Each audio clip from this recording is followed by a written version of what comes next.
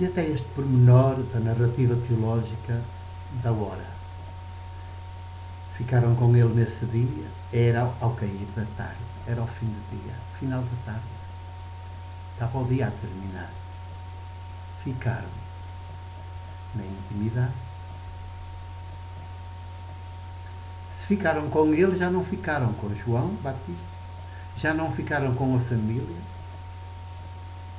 já não ficaram com outros que andavam com outros projetos de poder político, já ficaram na intimidade de Jesus, a entendê-lo, como que a mastigá-lo, a escutá-lo, a entendê-lo, a experimentar o seu sopro de liberdade, o seu espírito de liberdade, que nos desafia a crescer em maioridade.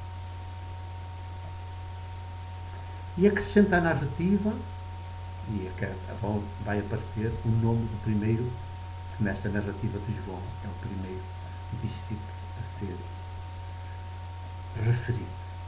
André, o irmão de Simão Pedro, era um dos dois que ouviram João e seguiram Jesus.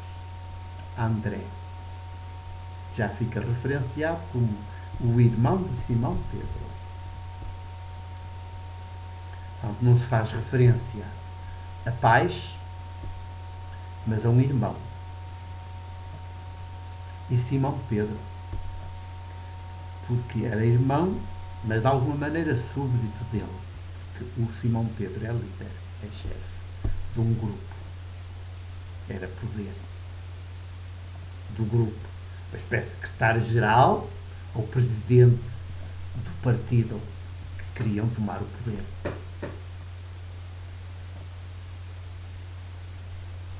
Confundiam política, prática política, maiútica, com poder político. Como praticamente todos os seres humanos, desde todas as gerações, sempre confundem. Só Jesus é que não confundeu. E por isso nunca foi por esse caminho, por essa via, que é a via da idolatria, da submissão, da descriação do humano.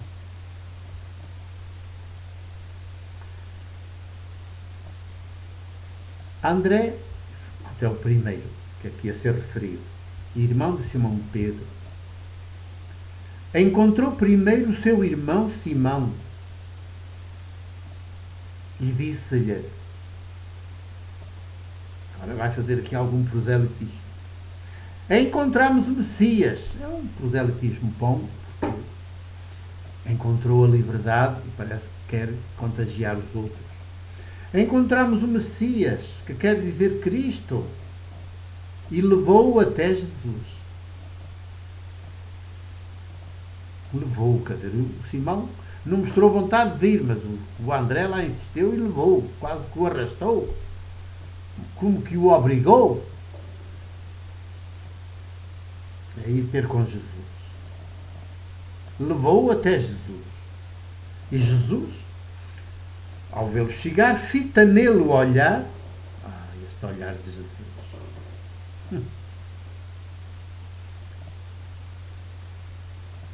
Um olhar tão maêutico, tão libertador, tão desencadeador do que há de mais belo dentro do ser humano. Este olhar de Jesus, fitando com o seu olhar. É um olhar de luz, que a luz sai de dentro, sai pelos olhos. Um olhar de ternura, de afeto infinito do humano. Um olhar plenamente humano.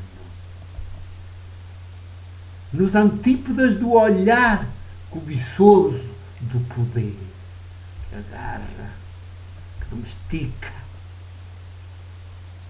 que conquista, que oprime, que subjuga, que amedronta, que impõe respeito. Este olhar de Jesus. Simão Pedro deve ter olhado para o chão, sem aguentar este olhar de Jesus. Porque Simão Pedro é poder, é chefe de grupo, é líder de um grupo com aspirações ao poder político, à tomada do poder. Comunga do projeto nacionalista judaico que vem desde a casa real de David e Salomão. Como todo bom judeu, sonhavam com o império judaico, teo-judaico, Deus sobre o mundo por intermédio dos judeus.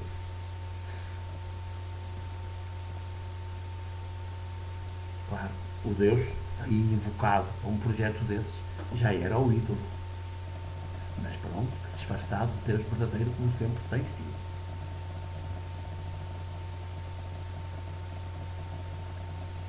O judaísmo sempre andou em torno de um Deus disfarçado, de um ídolo disfarçado de Deus verdadeiro.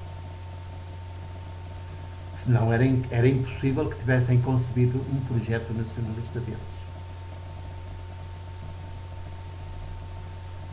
A Casa Real de David fundou-se sobre a idolatria. Sobre a idolatria. Tem na sua gênese a idolatria. Do ídolo, do poder religioso e político e depois económico ou financeiro. Encontrou primeiro o seu irmão Simão. Encontramos o Messias, há aqui um equívoco, que depois vai levar tempo a desaparecer. Levou-o até Jesus e Jesus fixa nele o olhar e diz-lhe: Tu és Simão, o filho de João. Hás de chamar-te Cefas, que significa pedra.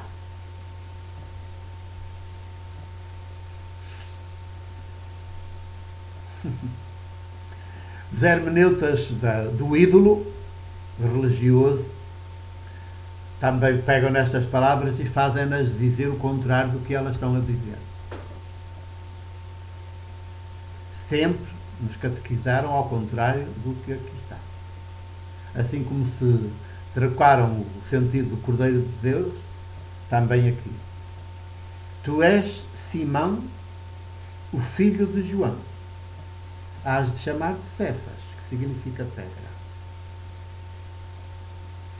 Simão é o teu nome, mas és filho de João. Que João? De João Batista. Ele era discípulo de João. E no texto bíblico, evangélico, e na cultura hebraica, judaica, de então, a palavra que dizia filho era a mesma que dizia discípulo.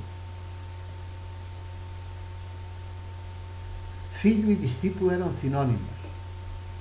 Filho de João, discípulo de João.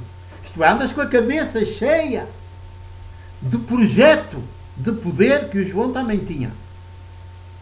O João Batista. Que falava lá do machado, já está posto à raiz e tal. No início. Aqui neste Evangelho ele já aparece a desfazer-se desse projeto.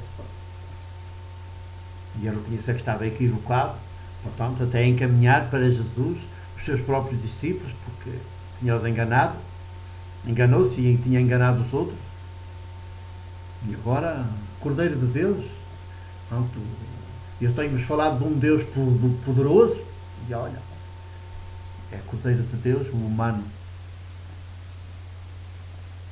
Tenho-vos falado de poder, de um Deus todo-poderoso que vai esmagar os inimigos. Enganei-me. Agora, ao conhecer Jesus, é que eu vejo, me enganei. E está a conduzir para Jesus os seus próprios discípulos. Mas o Simão Pedro ainda está discípulo, filho de João. É assim que Jesus o caracteriza. Olha, e diz: cá está. Outro João Batista no princípio. Ainda estás com a cabeça cheia daquele ideal de poder político. Já perceberam.